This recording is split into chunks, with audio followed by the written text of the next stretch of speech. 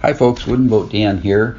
Just wanted to give you a heads up. The podcast you're about to listen to was recorded several years ago, so some of the phone numbers, email addresses, website links, and time-sensitive information are no longer valid. Please keep that in mind as you listen.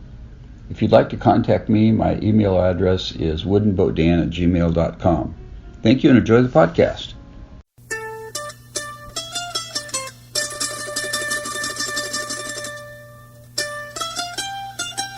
Welcome to Hooked on Wooden Boats weekly podcast episode number 31. I am your host, Dan Matson, aka Wooden Boat Dan, and this is the world's first podcast fully dedicated to celebrating the art, craft, history, and tradition of wooden boats.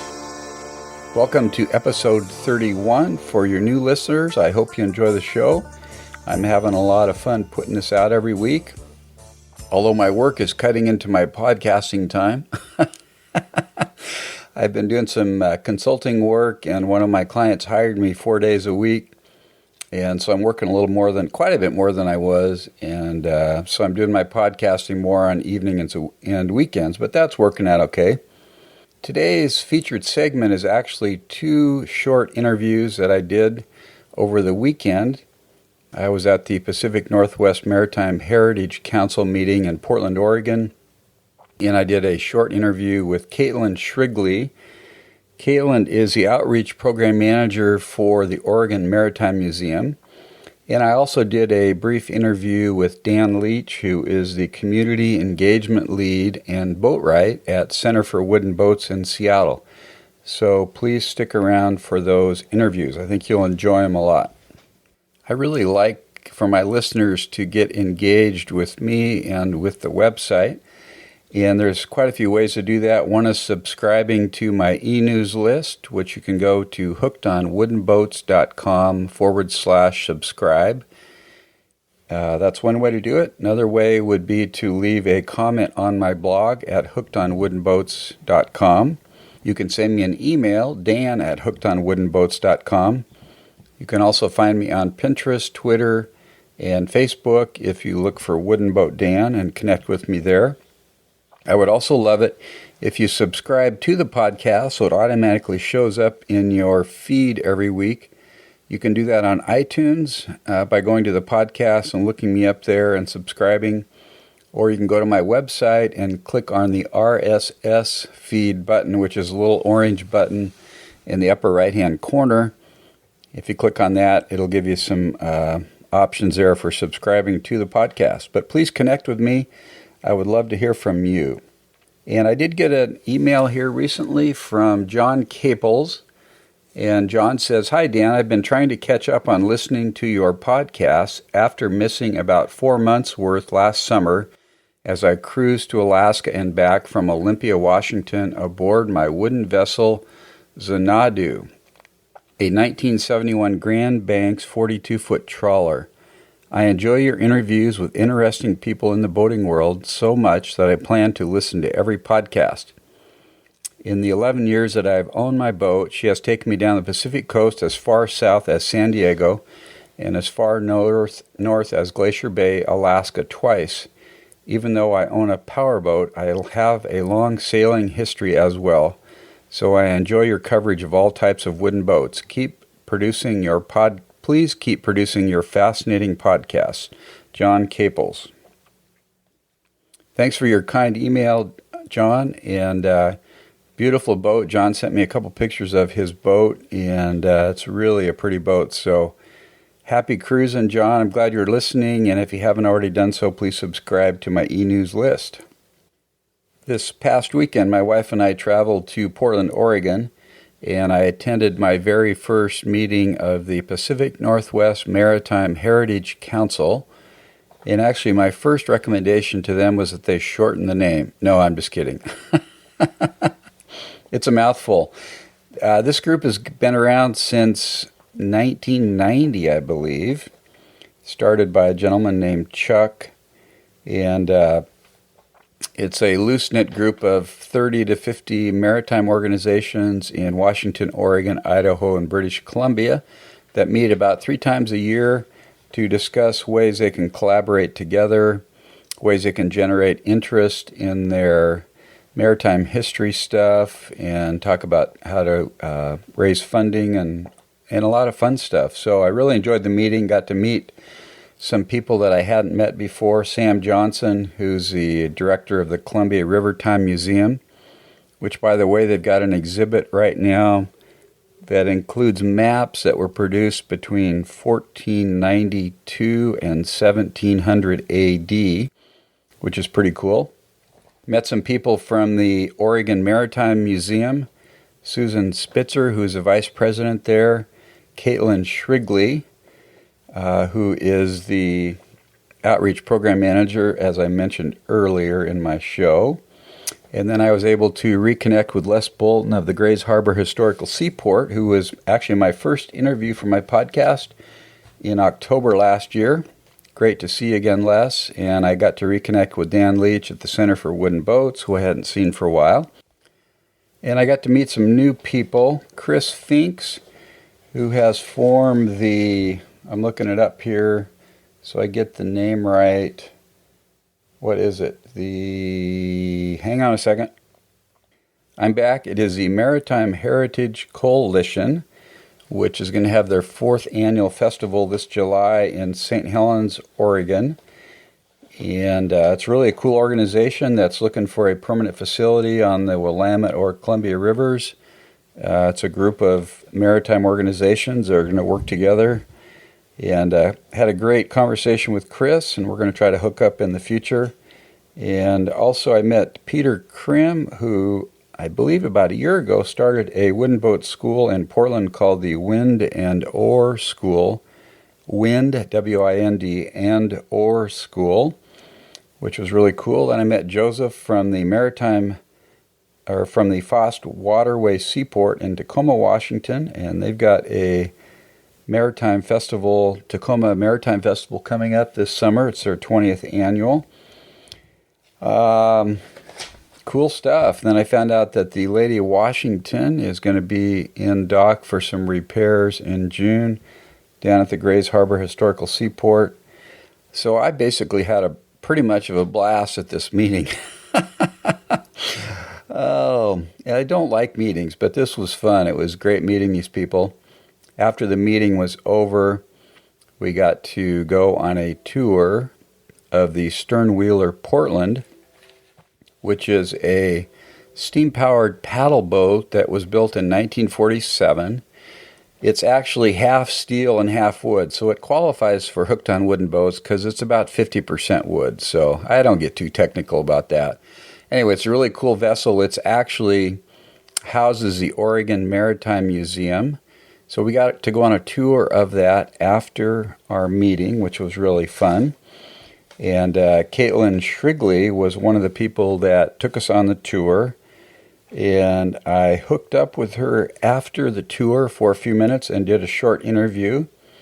So let's go ahead and listen to what Caitlin has to say. Take it away, Caitlin.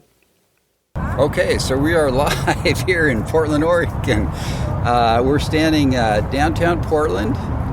We meaning Caitlin. Caitlin, what's your last name again? Shrigley. Shrigley. And Caitlin works on the sternwheeler Portland. Is there something before Portland, or is there a prefix to that, or is this the sternwheeler Portland? Well, sternwheeler Portland. Sternwheeler Portland. We say the steamer Portland, and then with the Oregon Maritime Museum, which is the larger organization that oversees the operations and the maintenance. Right, and so I met Caitlin today at the Pacific Northwest Maritime Heritage Council. I'm hoping they shorten that, by the way. Meeting, their quarterly, or I guess it's 3 times a year. I don't know what you call that, but we had our meeting today. I met Caitlin, and she and some of the other docents, which a docent gives tours of museums. Is that right? Okay, I'm learning a lot today. Gave us a tour of the Portland. So for our listeners, Caitlin, tell me a little bit about the Portland, the history of the boat and stuff. Yeah, well, she's the last of her kind. She's got this big red paddle wheel on the back. She's over 200 feet long and is sort of stacked like a wedding cake, with the pilot house on top and then a captain's quarters, which is a slightly larger deck on top of below that, and then there's an exhibit space below that, and then at the very bottom, the biggest level of that wedding cake is the engine room, and it's just filled with all these different steam engines and pumps. We've got a huge boiler, and this vessel, she's so big and she's so long and has such a big engine, and her real drive, the reason why she was built was to move vessels around the Portland Harbor and up and down the Willamette and Columbia River. She was built in 1947. She never carried any passengers. She just was vessel assist, so helping these large vessels turn around in the river, dock. This was before, of course, bow thrusters, because that has changed things quite a lot, as has Z-drives on tugboats and a number of things. But she was built in 47 using really old technology, and it worked quite well for about 30 years, and then she was retired, replaced by a tug that did have a Z-drive. And what's a Z-drive? A Z-drive is when... I am an old boat person by trade, so my understanding is there's a jet of water that comes out in a Z shape, and basically what it means is it allows you to spin on a dime. It's just like a rowboat. You can have this huge vessel that can just pivot. Which is what the sternwheeler would do, basically. The sternwheeler, yes. She'd have to do a big circle. She couldn't just spin in a circle on a dime like some of the other vessels would. And so this new technology replaced this old one. And as a result, they had less personnel. The cost that they had to pay for it was a smaller vessel. And that the vessel that replaced this one, confusingly enough, is called the Portland. Oh. So this Portland was in operation for about 30 years, and then she just went through a huge renovation.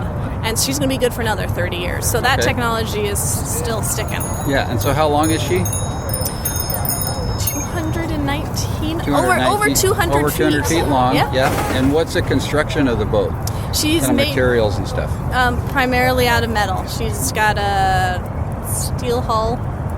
These specificity, the details, I'm not so. Steel hull, and I think above deck she's all wood.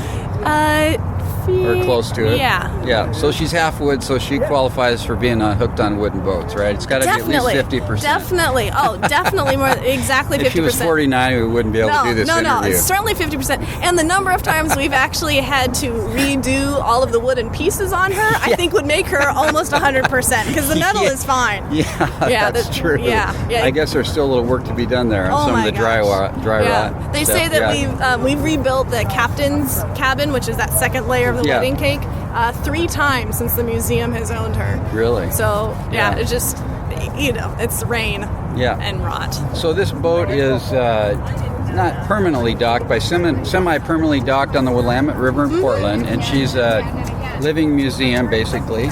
So if somebody wants to come and visit, what do they need to do? How does that work? So they come down to downtown Portland, and right along the waterfront there's this really great pedestrian walkway, and we are located just off of that on the Willamette River, and you come down Wednesday through Saturday, 11 a.m. to 4 p.m., or on Sunday from 12:30 to 4:30. Okay. And you get a walk up to our front desk, you get your very own docent or tour guide who will show you all over the vessel. And because it's a personalized tour, that tour can take 20 minutes or it can take 3.5 hours, depending on if you want to really dig into the history of the Portland area or how steam works and all of the different pressures and rotations and whatnot. Okay, because she is steam-powered, just like she was originally. That's right. Yep. So how did you get interested in doing this? What's the connection there? Well, I was a Sea Scout as a youngster. Oh, nice. So, and I spent quite a bit of time up in the San Juan Islands around Puget Sound, sailing on the schooner Rejoice, which is a Sea Scout vessel. She's a beautiful wooden vessel and part of the wooden boat community up there. Yeah. And I came down to Portland to go to school, and when I graduated, I applied for a grant to do a research project around the world on various tall ships. So I ended up sailing with 7 different tall ship organizations that do youth development or just booze cruises. Which organizations? Jubilee Sailing Trust has 2 vessels out of England. And then the tall ships sail training, also out of England. Eye of the Wind, that's changed ownership since I was part of it. I don't know who owns it right now. And then a couple down in Australia as well as New Zealand. Really? So other parts of the world? Interesting. Yeah. So the Sea Scout ship was a schooner, Rejoice. Where's that based out of? LaConner, Washington. Oh, out of LaConner. Yeah. And she's still there? Yep. Well, I'm going to have to go look her up. Yeah. Because I interviewed the guys in Tacoma that had the ski scout program there, Tom, Right. and I can't remember. On the again. Odyssey. Yeah, right. Wonderful vessel. Great program. So that's kind of how you got going, huh? Mm-hmm. Yep. And you got interested in boats, and here you are on the Portland. Yeah, and then I was out sailing the seas, and eventually I got a call from my husband who said, "So when can we have a shore-based life?" So I've come back to Portland, and it's really great to be still part of the maritime history and learning about a different type of history. That what do the paddle wheelers and the stern wheelers bring to this area?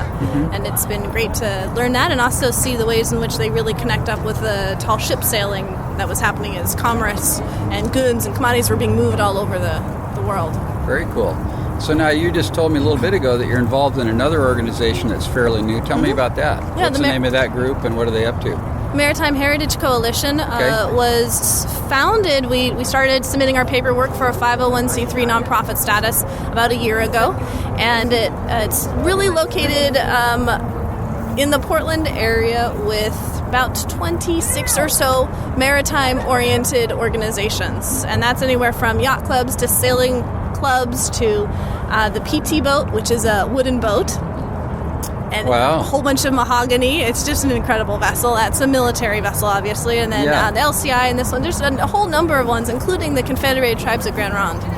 And we are scattered all over this region. And we'd like to be in one space so that people can come and hear a really cohesive story about the river. You know, and that story includes the salmon. That story includes the recreation. It includes the paddle wheelers. It includes the shipbuilding that happened at LCI. We have one of those here, located here in Portland, and those types of vessels were built here during World War II. So it's a really rich story that's not really being told. Yeah. So how did you get involved in that, Caitlin? Again, just seeing all the different organizations and saying, well, you know, we need to have a central place, or we can be a destination. Bye. Bye-bye. Because right now, it's, you know, we're located bits and pieces all over the place, and you know, they're worth going to. But if we could all be in one place, it'd be a destination you would spend an entire day at, and you'd hear a far more cohesive story, because it's not about piecemeal, you know. So is the goal there to have a physical location where you can have boats and have a dock and moorage and all that stuff? Huh? Exactly. Ideally, it would be a physical location somewhere in the Willamette Columbia region that is going to be able to draw on the history of these stories, and then also give a permanent place for all of these vessels, these amazing historic vessels that we have here. Most of them are one of a kind. No other ones like them exist in the world. So having that space would be great. It's Chris. Chris is the guy heading that up. What's his last name? Chris Finks. Chris Finks. Yeah, I think I met him today also. So very cool. Well, any parting comments for our listeners today? Anything else you'd like to say? Go wooden boats. Yeah, there you go. I like it. That wasn't even on cue, so that's good. All right, well, thanks, Caitlin, for taking the time. We'll be talking to you soon. Likewise. Thank you. Okay, take care. Thanks, Caitlin, for doing that interview. It was great to meet you and get a tour of the Portland. And I'm really jealous that you were in the Sea Scouts when you were a little younger, and I never was and didn't even know what they were till I was 57 years old. So anyway, that's pretty cool. You've done some really fun stuff. So best to you, and we'll be seeing you down the road here. Next up is a brief interview with Dan Leach. Dan's official title is Community Engagement Lead at the Center for Wooden Boats in Seattle, Washington, and Boatwright. Don't forget the Boatwright part, because that's the fun part. Actually, they're both fun parts. Had a little conversation for Dan. He's got an announcement to make here about an upcoming event at the Center for Wooden Boats in Seattle. So take it away, Dan. Okay, it is April 14th, I think, and I'm sitting on the sternwheeler Portland with Dan Leach of the Center for Wooden Boats. Dan, welcome to the show. Thanks so much. We just got out of a meeting with the Pacific Northwest Maritime Heritage Council. That's a mouthful, isn't it? Yeah, but it's a great group to spend your mouthful of time with. It is. And we took a tour of the Portland sternwheeler, and Dan made some announcements about what's happening at the Center for Wooden Boats on Lake Union. Dan, tell me about that. Well, a lot of folks may know that we've been talking with the communities in Seattle and Wallingford and Fremont for a lot of years about the possibility of getting a second facility on Lake Union And we, many years ago, there was a site identified just west of Gasworks Park and just west of the Harbor Patrol docks that belongs to King County Metro. And it's an old warehouse and storage yard, and then there were some old docks down there as well. But it hasn't been used in years. And we had been talking to King County Metro for a long time and trying to negotiate and say, hey, while you're still working out all the environmental issues around the site, and there's still a few, the warehouse on the land and the yard, it's about 5,000 square foot warehouse, 5,000 square foot yard, we could start using that facility to start the process to create what was envisioned as the North Lake Community Wharf for the Center for Wooden Boats. And the great news is we signed that agreement with the county back in December, and immediately the next day we had volunteers down there pulling out blackberries and taking all the trash in this old building that had accumulated over the years and getting it out of there. And over the course of the winter, we pulled off the old roof, put on a brand new roof, painted the building, repaired the exterior walls, put in all new windows on the building, put in an entirely new electrical system in the building so that we could begin storing boats there and begin working in a workshop to restore some boats there as well.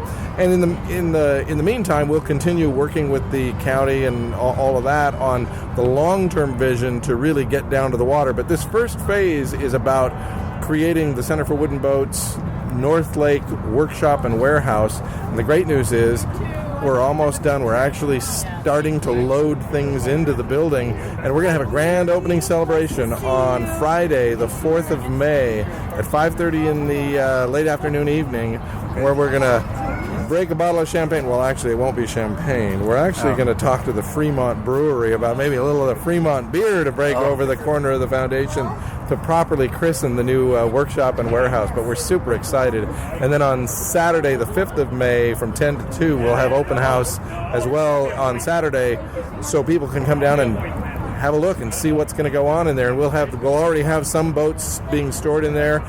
We just took and moved the first boat in that we're going to do some restoration work on it inside, but we're still setting up the shop, setting up the facility so that we can use it for boat restoration. But we're super excited to come to Wallingford and Fremont and bring the Center for Wooden Boats some additional space to work on boats and to store some of our collection. When folks come down to South Lake Union to see us and they see the boats, that's really only a small fraction of our collection.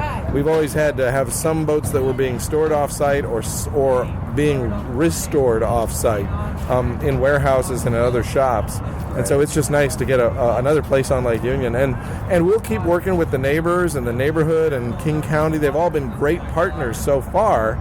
And we'll keep working with them on the long-term vision because, this is waterfront property where we have to put a fence for the meantime. But you bet the long-term vision is to get down to the water, hopefully be able to rebuild those docks. The vision that was created for that site was that it would become a place where a lot of the larger vessels in the Northwest could come in the off-season and do repair work, and so the public could come down and see that repair work being done. Skilled boatwrights working on those boats. People could volunteer to participate in helping to do that restoration. And so that's the long-term vision, and this is essentially the first step to making that a reality. Kind of like phase one. Phase one, yeah, it's fair to say phase one. It's something that we're excited to get going on. That's for sure. I got to tell you, it'll be wonderful, and the view is great because now you're right on the water at the north end of the lake. You can actually look across and you can see our facility at the south end of the lake. Very cool. In the long term, we'd love, once docks are taken care of and we get better access to the water, how great would it be to be able to have both that industrial and repair work going on, but also boat rental, boat lessons, the same kind of things that we do at South Lake Union and up at Kama Beach State Park. If you were in Wallingford, you could come down with your family, take a rowboat, row down to the south end of the lake, go to Mohi when Mohi's open, jump on the streetcar, ride up to the Pike Place Market, do some shopping, then reverse the process to come home. What kind of a fun Saturday afternoon would that be? I mean, it really opens up a huge residential area that you're not quite as close to right now. Well, South Lake Union's not that far from Wallingford and Fremont. Right. We actually have a lot of members who live in that area, absolutely. Sure. But you're right. More convenient anyway. More convenient. And well, one of the things that when you think about it, Gasworks Park is great. And everybody who goes to Seattle loves Gasworks Park. Yeah. But there's not really a lot of public access to the water, to actually get on the water. Yeah. And that's one of the Center for Wooden Boats' key missions and key reason we exist and do what we do is so that you can come down to the lake to a boathouse just like they had 100 years ago and rent a boat and go for a ride out on a historic boat on Lake Union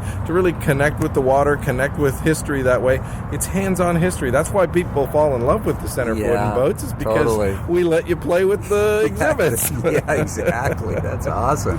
So May 4th at 5:30 is the grand opening, and then all day May 5th. From 10 to 2. From about 10 to 2 on May 5th, we'll have tours. And that's open to the public? Oh, yeah. Anybody can come down? Both are open to the public. Please come down, join us, and see what the vision is. And it's a celebration, of the expansion of that into that area, and we're just thrilled. We're, you get all excited talking about it for a number of years, but now to actually see it happen. I was in the building just a few days ago, and it's bright inside with the new windows that we put in. It used to, the day we walked in, you walk in and you looked at all of the garbage that you needed to shovel out of there, and you go, but it'll be great one day. Well, this is that day. It's great, and it's going to be a wonderful facility and a wonderful addition to the neighborhood. And we want to be good neighbors to Wallingford and Fremont. We're talking about, joining the Solstice Parade and figuring out how there might have to be a CWB entry to the Solstice Parade this year. Very cool. We'll see. So 5,000 square feet, that's huge, because I'm guessing that your square footage where you're at now, buildings is maybe 1,000 or 2,000? It's small, and because remember, we used to have 10,000 square feet of office space and classroom space in the Naval Armory down at South Lake Union Park, where we did classroom meetings for students. And so when MOHI started their construction a year and a half ago, we had to move back into our floating footprint on the water. And so it's actually been, it's always been a challenge from a space perspective, especially so. Now that's no knock against MOHI. We are so excited that MOHI is coming down. We're already talking to them. Which is a Museum of History and Industry. Right, the Museum of History and Industry in Seattle, moving into South Lake Union.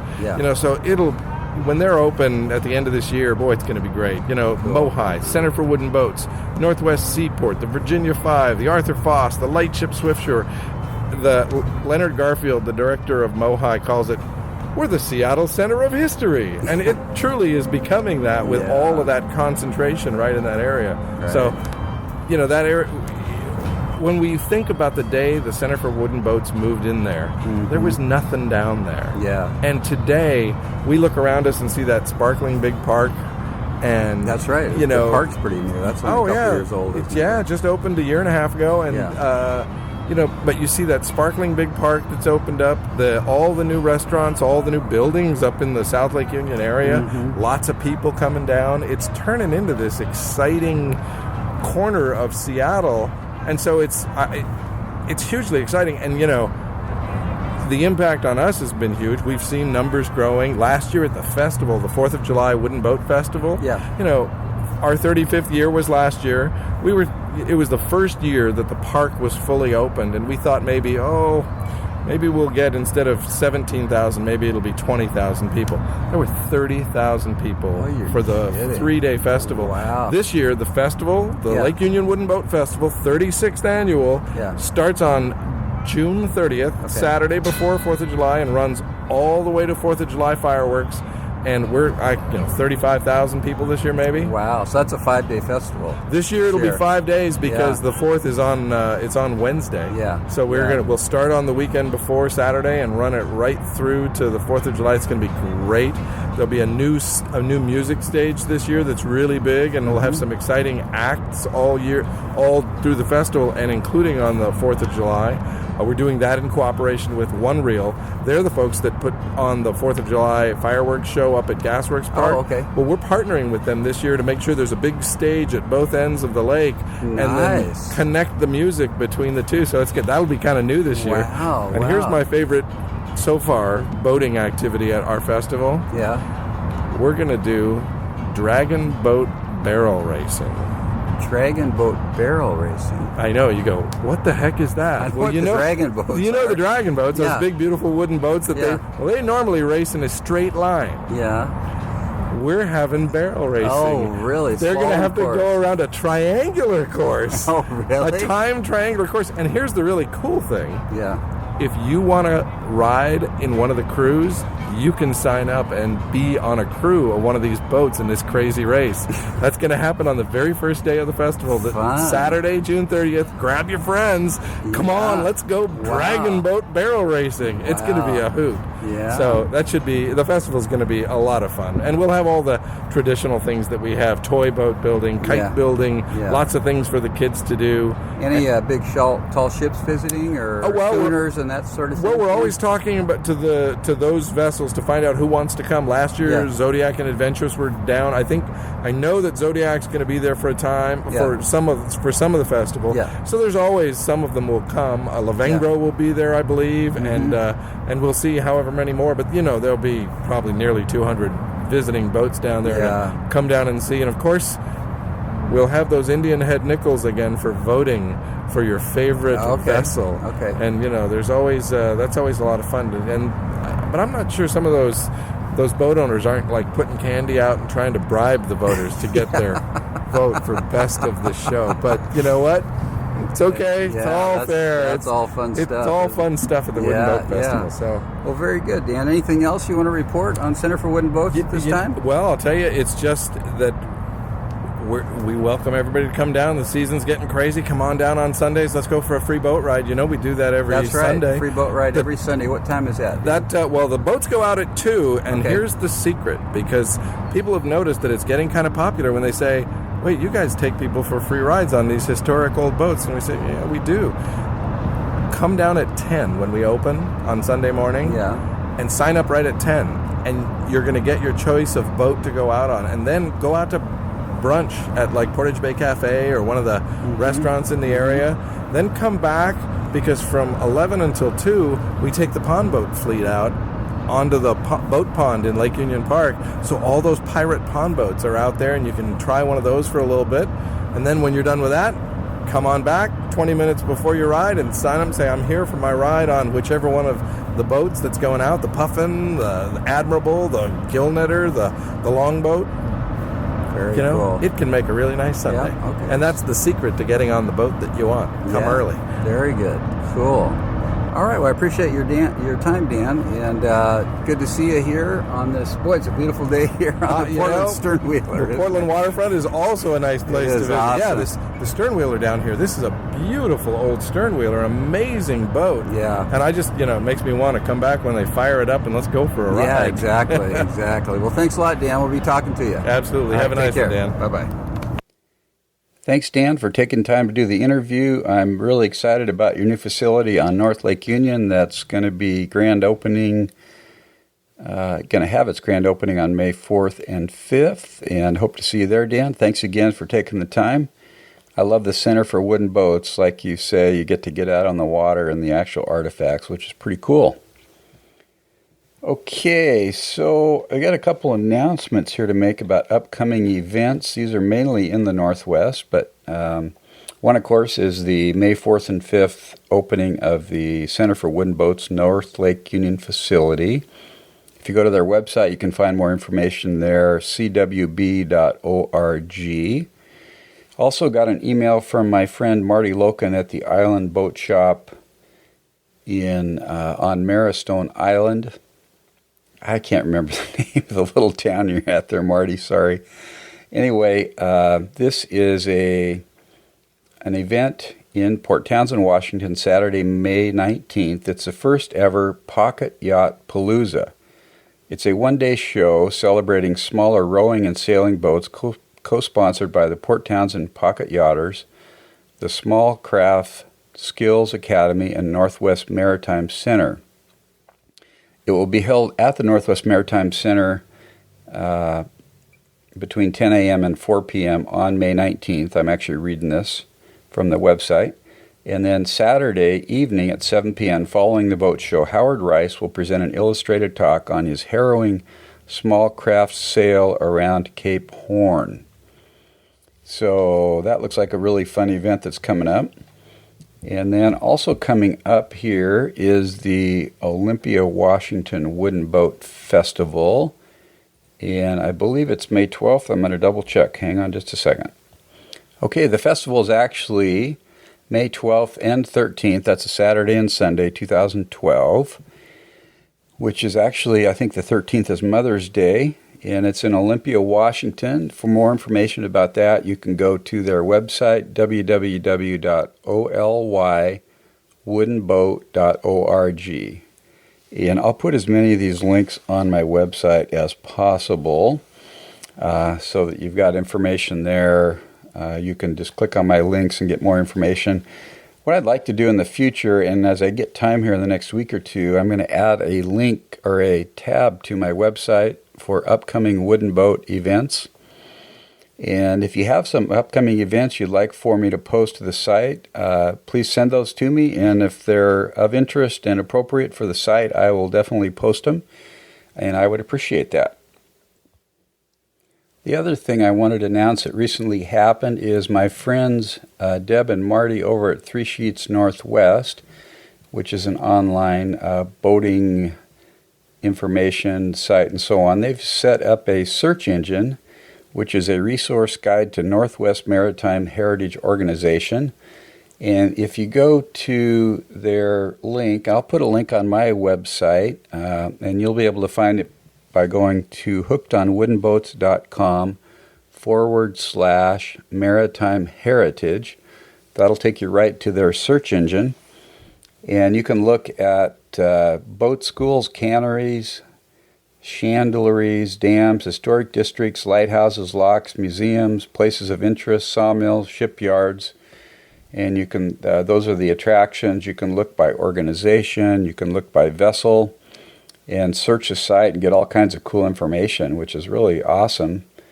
Very cool of them to do this. And they're adding new listings to the website all the time. So I would encourage you to check that out. Again, go to hookedonwoodenboats.com/maritime heritage. And that'll take you there, which is very cool. Thanks for doing that, Deb and Marty. Last announcement here is last week I said I was going to publish the interview with Wayne Chimenti this week on podcast episode 31. I changed my mind, and that will actually happen next week on episode 32. So please come back next week. Interview with Wayne Chimenti, who's currently working at the Community Boat Building School in Port Townsend, which is a high school program there. He's a tall ship sailor, navigator, sailmaker, general maritime guru, fun guy. Had a great interview with him, and please come back next week and tune in to hear that. Well, have a great week. Get out on the water. Get your boat built or rebuilt or refurbished. Fix that dry rot. Varnish that mahogany. Get her all fixed up, because this is the time of year to get out on the water. Anyway, Wooden Boat Dan, over and out. Keep the sunny side up and the barnacled side down. We'll talk again next week. Take care. Bye-bye.